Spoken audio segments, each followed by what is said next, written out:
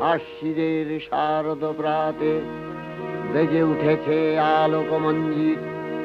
ধরণীর বহিরাকাশে অন্তরিত মেঘমালা, প্রকৃতির অন্তরাকাশে জাগরিত জ্যোতির্ময়ী জগন্মাতার আগমন বার্তা।